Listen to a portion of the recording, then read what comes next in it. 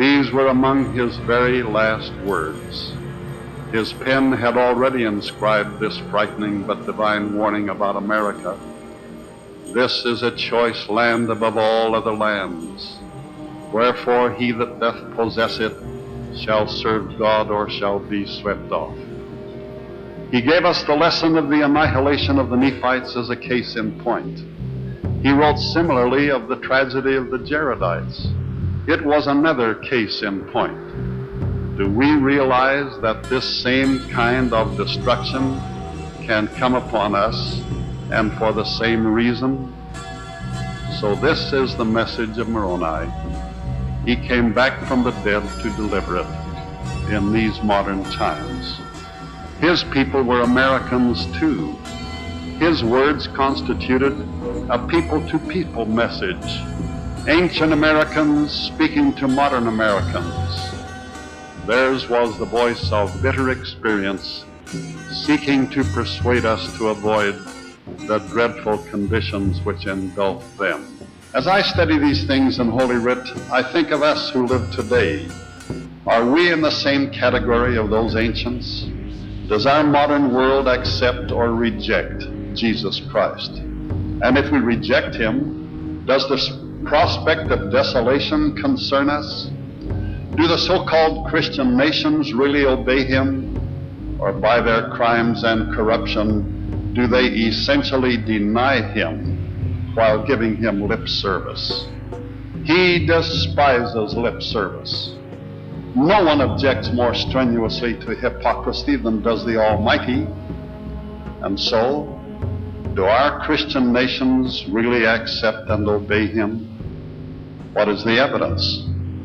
The world no longer honors his sacred Sabbath. Violation is seen on all sides, and the true meaning of chastity has been almost obliterated. Dishonesty is a way of life with millions.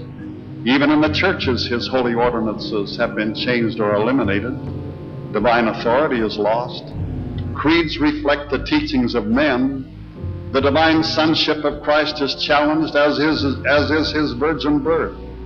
Many no longer believe in his resurrection. Then can this present world truthfully say that it accepts Jesus Christ? Must he not marvel at the unbelief of today, as he did in ancient Nazareth?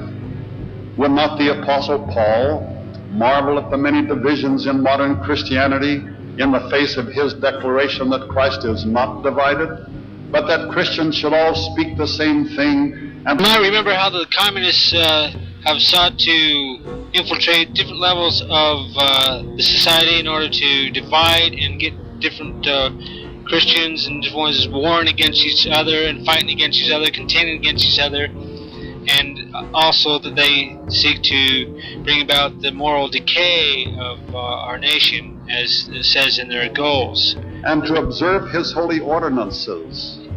Such obedience must include chastity, sobriety, integrity, honesty, purity, charity, temperance, faithfulness, diligence in his service, brotherly kindness, patience, and devotion.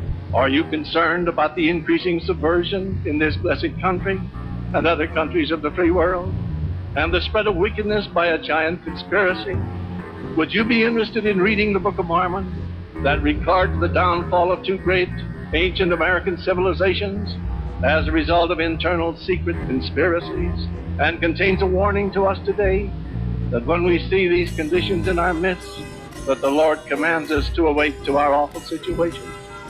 With the increasing amount of aid and trade which we are providing the enemy of freedom, you might be interested to know what the Book of Mormon says will happen to a nation that upholds this conspiracy. Would you like to know of the warnings of the prophets about our increasing descent down the soul-destroying road of socialism and what they have told us to do about it? Jesus knew of the calamities that would befall the world, which is one of the reasons why he gave revelations to Joseph Smith and other prophets. In the latter days, shortly before the second coming of the Savior, the signs of the times would be given. Some of them would be devastating. with seas heaving themselves beyond their bounds, and with earthquakes, disease, and war taking heavy tolls. Between now and then, however, if men and nations cannot continue on their present course, great tribulation will come upon us. There shall be more wars and rumors of wars. There shall be earthquakes also in divers places, and many other desolations. The whole earth shall be in commotion. Those are the words of the Lord himself. 1973, the so-called energy crisis, or the oil crisis, was staged, quote, to build the New World Order. David Rockefeller formed the Trilateral Commission, quote, to promote world government by encouraging economic interdependence among the superpowers, end of quote. April 23, 1975, during a speech to the Chicago Council of Foreign Relations, separate from the national CFR, Waldheim mentions how impressed he was with the ideas in Wendell Willkie's book, One World. Willkie toured the world with CFR member Gardner Cowles Jr. and Joseph Barnes. Barnes had been named by Whittaker Chambers and others as being a communist agent. The book was written from the notes and outlines provided by these two CFR members, one of which was a communist agent.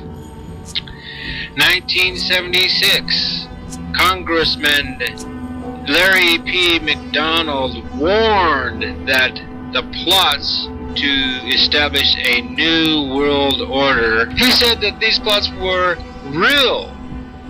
He was later killed on August 31st, 1983, because he was aboard the Korean Airlines flight that was shot down over Soviet airspace. He murdered for speaking out against the New World Order. I've got to hand it to Bob Lee. He really dug into this one. And here's what he writes. Things, and I want you to think about this. Tape recordings and radar trackings confirm that the commercial airliner was hit at approximately 35,000 feet by one or more Soviet rockets at 3:26 a.m. Now get that time, 3:26, that's Japanese time.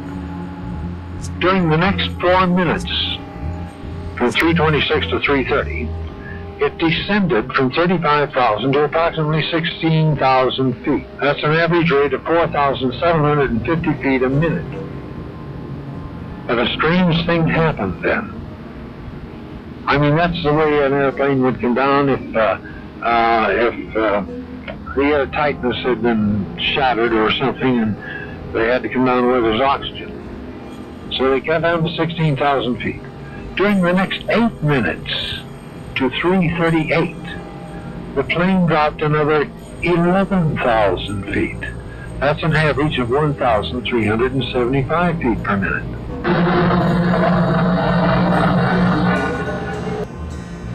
Let's say that they cracked the fuselage and all the air escaped. Pilot dives like crazy to get on where there's oxygen. An average dive of 4,750 feet a minute. And when he got down to the oxygen, he leveled off and kept on going down at 1,375 feet a minute. In other words, Flight 7 did not plummet out of control nor drop like a rock into the sea after the attack. Most of the reports and news stories have said so. That 12 to 17 minute descent time is conclusive evidence that the pilot, the co-pilot, or someone had substantial control of that crippled 747 during its descent. Now, the normal rate of descent for a 747 coming in for a regular landing from 35,000 feet, and we've confirmed this with airline authorities, including pilots who have flown the plane, it's kind of like come down to about 3,000 feet a minute.